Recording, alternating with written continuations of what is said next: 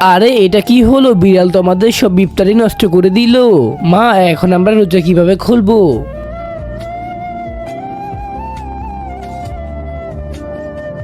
বেটি এসে ইফতারি করে নি, ইফতারি সময় হয়ে গিয়েছে। ঠিক আছে মা, আমি আসছি। আরে আজকে এই বিড়ালটা আবার আমাদের খাবার নষ্ট করে দিল। মা, এটা আমাদের সাথে প্রতিদিন কি হচ্ছে? বেটি তুই এখানে থাক, আমি এখনই আসছি। বেটি এখন ইফতারি করো। আরে মা, আজকে এই বিড়াল আমাদের ইফতারি খারাপ করতে কেন আসলো না? বেটি, আমি যখন ঘুমিয়ে আছিলাম ওই সময়।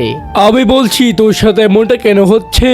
কিন্তু ভিডিওতে যাওয়ার আগে তোমার যদি আল্লাহর নাম লেখা এই ছবিটা ভাল লেগে থাকে তাহলে ভিডিওতে লাইক করে একটা সাবস্ক্রাইব করে দিও, আর আল্লাহর এই সুন্দর নামটা কমেন্ট বক্সে লিখে যেও। আর তুমি যদি আল্লাহর এই নামটা কমেন্ট বক্সে না লেখো তাহলে আমি বুঝে নিব তুমি আল্লাহকে একটু ভালোবাসো না। তোর প্রতিবেশী 2 দিন ধরে কিছুই খাইনি, আর তুই এখানে প্রতিদিন ভালো ভালো ইফতারি করিস। যা ওকে যে ইফতারি দিয়ে আস, ইনশাল্লাহ তারপর সব ঠিক হয়ে যাবে।